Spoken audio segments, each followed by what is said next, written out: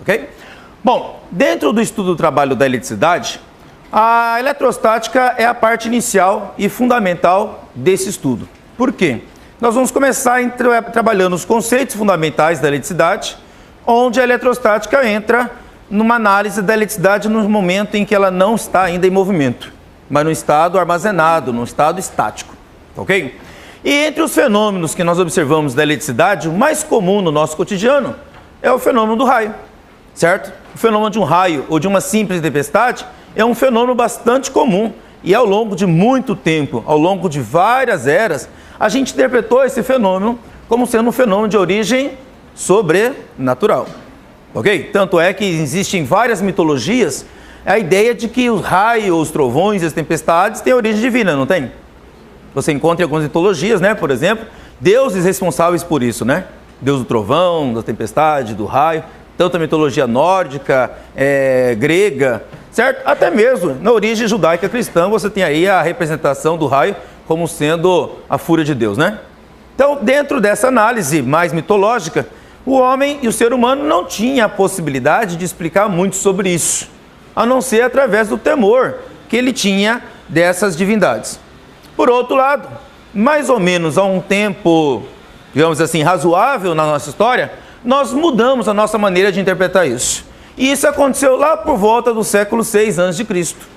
No século VI a.C. surgiu um grupo de pessoas que começaram a pensar de maneira diferente nesse contexto que até então era pensado apenas de origem sobrenatural. Aliás, os fenômenos da natureza até então eram explicados com origens sobrenaturais. Por outro lado, a partir do século VI a.C., surgiu um grupo de pessoas que começaram a interpretar a natureza através de elementos da própria natureza. Esse grupo de pessoas são conhecidas hoje com o nome de filósofos pré-socráticos. Entre eles, nós temos o primeiro deles, na verdade, foi Tales de Mileto. Tales de Mileto, ele é o primeiro filósofo que nós temos aí como registro oficial de toda a história. E naquela época, esses primeiros filósofos eram filósofos chamados filósofos naturalistas, ou como Aristóteles chamou eles, de físicos. Ou seja, físicos por quê? Porque a palavra física significa essência da natureza. Então, a física é a ciência que estuda isso. Desta forma, esses primeiros pensadores pré-socráticos, eles queriam explicar a natureza usando elementos da própria natureza. Por exemplo, alguns acreditavam que podia se explicar a natureza a partir de um elemento chamado terra. Outros acreditavam que podia explicar a natureza a partir de um elemento chamado água. Outros o ar e alguns o fogo. Tá? Aristóteles, por exemplo, um período bem depois, tá? Ele chegou até a criar um quinto elemento para explicar os céus, que ele chamou esse elemento de éter. Então, cada elemento que foi elaborado naquela época e interpretado como sendo algo da natureza, para explicar a própria natureza, deu origem ao pensamento que nós conhecemos hoje como pensamento físico. Tá? E de lá para cá, é claro, a coisa evoluiu ao longo dos séculos e hoje nós pensamos um pouco diferente nisso. Mas naquela época, quando Tales de Mileto começou a elaborar um pensamento racional para explicar a natureza, ele acreditava que tudo podia ser explicado a partir de fluidos, a partir de algo que pudesse fluir de um lugar para outro, tipo a água. Tales de Mileto acreditava que a água seria o elemento que pudesse explicar toda a natureza.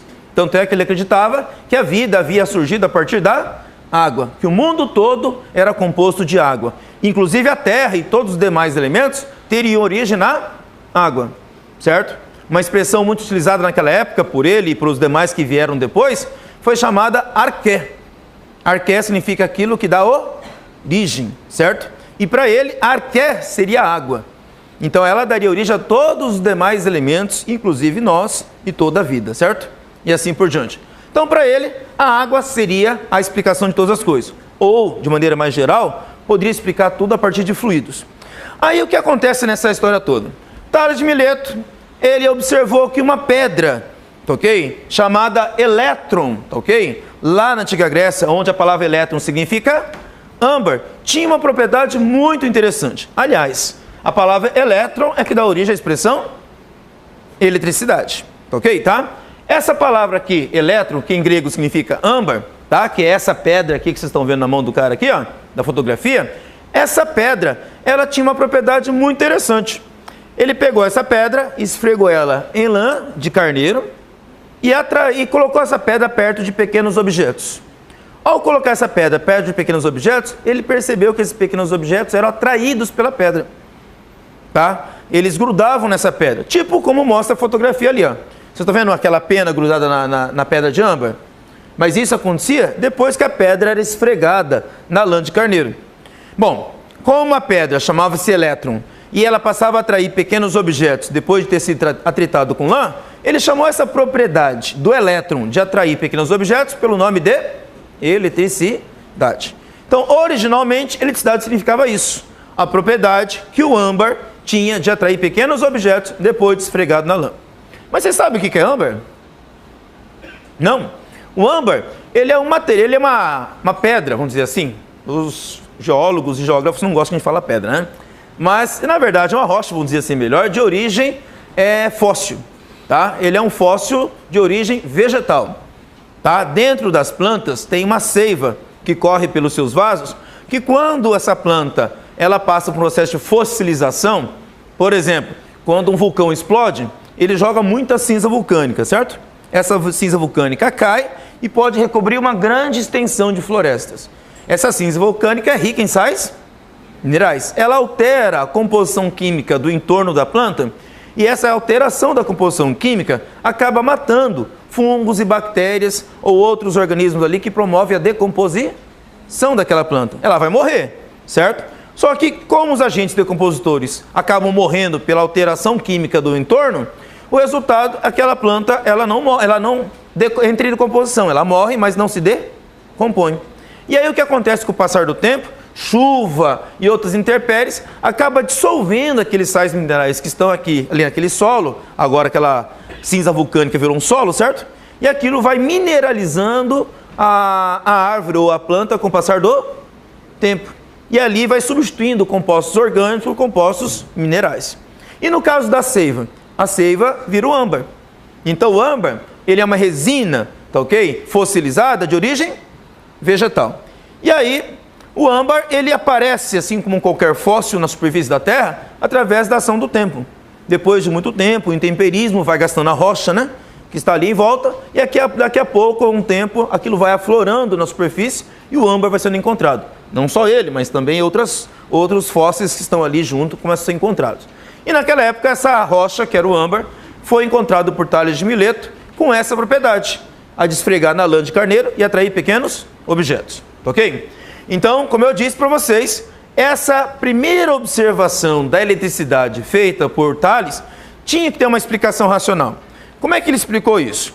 Ele disse assim: toda substância tem um fluido, certo? Para ele, lembra que eu falei para vocês? Ele queria explicar todo o universo a partir de fluidos, como por exemplo a água.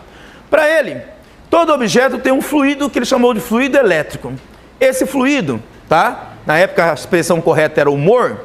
Ele disse que ao esfregar na lã, parte desse fluido, parte desse humor, passa de um corpo para outro, tipo do âmbar para a lã. Aí ele fica com falta desse fluido, certo? Aí a falta desse fluido necessita ser complementada. E aí a tentativa é de arrancar isso de pequenos objetos. Para arrancar de pequenos objetos, o que ele faria? Ele atrairia esses pequenos objetos. Ok? Bom, é uma explicação. Tá? Se é a explicação válida ou se é algo que possa suplantar a explicação sobrenatural, aí já é uma outra história que não é o mérito da questão aqui. Por outro lado, você pode perceber que ele tentou encontrar um elemento na própria pedra, algo da natureza, para explicar um fenômeno da natureza. Ok? Essa é uma das grandes revoluções que Tales de Mileto fez na época dele. Usar a explicação racional para explicar o mundo sem utilizar-se de uma explicação sobrenatural. Agora, dizer como essa pedra faz isso, certo? É uma coisa mais complexa, ok? E ele não se dedicou tanto a isso. Ou pelo menos nós não temos um registro histórico de que ele tenha gastado muito tempo para pensar sobre isso. Por outro lado, essa explicação não foi tão convincente. Tá? Tanto que não foi tão convincente que muita gente não quis mais pensar sobre isso durante muito tempo. Nós quase não temos um registro histórico de alguém que tenha trabalhado em cima disso, porque essa propriedade da eletricidade parecia uma propriedade muito estranha, desde a época de Tales até mais ou menos meados, ok, do século XVI depois de Cristo. Olha que coisa interessante, eu estou falando do século 6 a.C. ao século 16 depois de Cristo, ou seja, são quase 2.200 anos. Durante quase todo esse tempo, pouquíssimas pessoas se aventuraram em tentar mexer com a eletricidade. Aliás, era mais fácil ainda de aceitarem que um raio ou qualquer fenômeno elétrico tivesse origem divina do que tentar explicar algo que aparentemente parecia tão complexo, tá? Mas hoje as coisas são diferentes, tá? Muito tempo depois, desde o século XVI também até hoje, né? Após esses quase 5 séculos, nós temos uma explicação bem diferente sobre toda a história da eletricidade.